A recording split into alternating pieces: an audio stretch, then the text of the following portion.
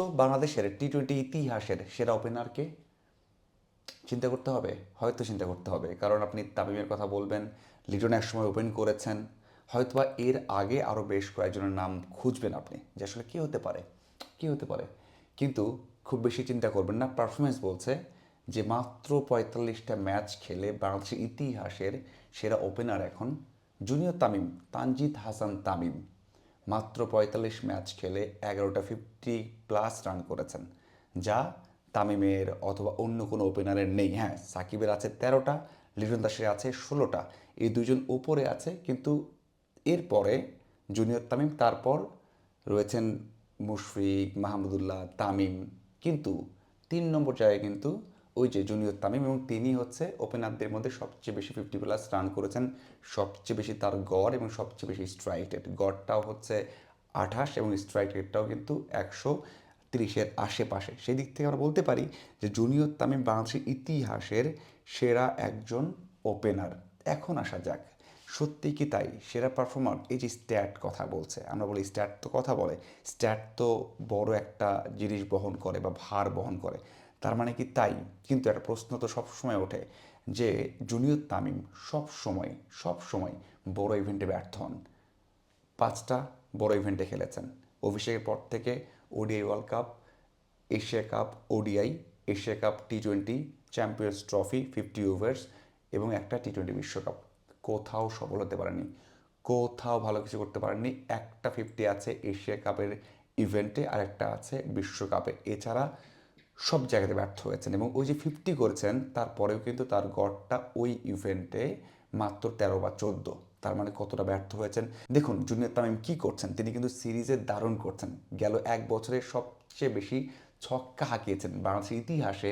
এক বছরে মাত্র 21টা ছক্কা ছিল সর্বোচ্চ, সেটাকে পেছনে ফেলে ডাবল ছক্কা হাঁকিয়েছেন এক বছরে জুনিয়র তামিম। তার গড় বললাম 28, তার স্ট্রাইক রেট 128, বাংলাদেশের প্রেক্ষাপটে সবচেয়ে ভালো। এই যে তালিকাটা, 16টা 50 লিটনের, 13টা 50 সাকিবের, 11টা 50 সেখানে জুনিয়র তামিমের, 8টা 50 মাহমুদুল্লাহ, 8টা 50 তামিমের। এই যে তালিকাটা আছে, এই তালিকার সবচেয়ে ভালো স্ট্যাট কিন্তু তার। কিন্তু যখন ওই যে বড় ইভেন্ট গেছে তখনই খারাপ করেছেন।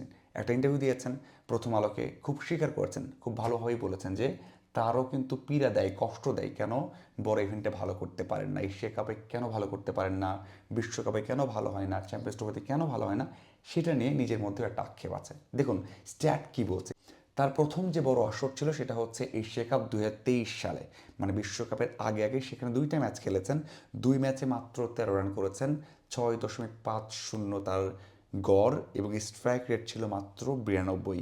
ওই বছর খেলেছেন বিশ্বকাপ, 9 ম্যাচ খেলেছেন, 9 ম্যাচে মাত্র 145 রান, গড় ছিল তার মাত্র 16, একটা 50, স্ট্রাইক রেট ছিল 95। যে বিশ্বকাপে কত ঘটনা ঘটে গেছে। সাকিব আল হাসান ক্যাপ্টেন ছিলেন, তামিম বিশ্বকাপে খেলতে যাননি, সেখানে জুনিয়র তামিম গিয়ে এই কাজটা করেছেন।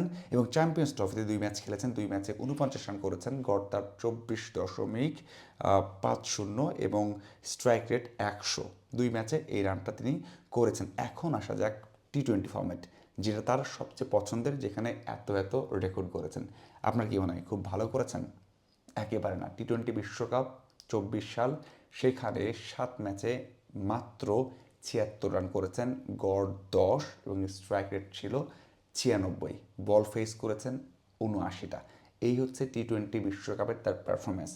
এখন আসা যাক এশিয়া কাপ। সবশেষ যে এশিয়া কাপটা হলো 25 সালে, সেখানে 5টা ম্যাচ খেলেছেন, 5 ম্যাচে একটা 50, 52 রান, সর্বোচ্চ রান ওইটাই, এবং সব মিলিয়ে 5 ম্যাচে রান তার 67 রান। তার মানে তার গড় আমরা বলতে পারি 13, স্ট্রাইক রেট ছিল 111, এবং ওই যে 67 রান, 111 স্ট্রাইক রেট, এবং বাকি 4 ম্যাচে একেবারে ব্যর্থ হয়েছেন। এক ম্যাচে 52, বাকি 4 ম্যাচে 15। এই হচ্ছে তার পারফরমেন্স। এই জন্য বলা হয় যে বড় কোনো ইভেন্টে ভালো করতে পারেন না। এখন আসা যাক শঙ্কার বিষয়, সম্ভাবনার বিষয়। সম্ভাবনাটা হচ্ছে যে খেলা হবে, বিশ্বকাপটা হবে এবার ইন্ডিয়াতে, সেখানে ব্যাটিং ফ্রেন্ডলি উইকেট থাকবে, সেখানে বিশ্বকাপ খেলেছেন, সবগুলো ভেন্যুতে খেলার অভিজ্ঞতা আছে বা অভ্যাস আছে, তার অভ্যাস বললে ভুল হবে, অভিজ্ঞতা আছে। সবশেষ এই বিশ্বকাপটা তো ইন্ডিয়াতেই খেলেছেন। তো সেই আত্মবিশ্বাস, সেই ব্যর্থতা থেকে শিক্ষা নিয়ে ভালো কিছু কিন্তু করতেই পারেন।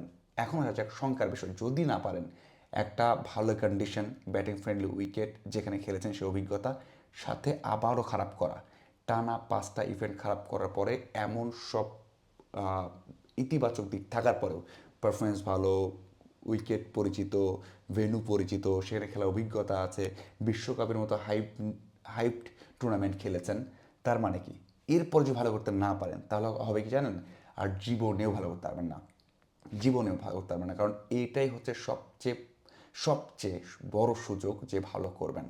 এত কিছু ইতিবাচক, তার মধ্যে যদি ভালো করতে না পারেন, ওই যে বিশ্বকাপে ভালো করতে পারেন না, বড় ইভেন্টে ভালো করতে পারেন না, যে দায়টা আছে নিজেও জানেন, স্বীকার করছেন, সেটা কিন্তু একেবারে আরও ভয়ঙ্কর রূপ নেবে।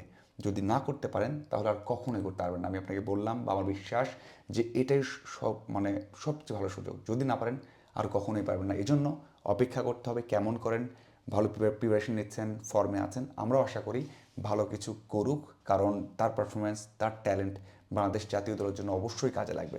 যদি না পারেন তাহলে ওই সংখ্যাটা থাকে কি না, আপনাদের কী মনে হয় অবশ্যই জানাবেন। ধন্যবাদ সবাইকে।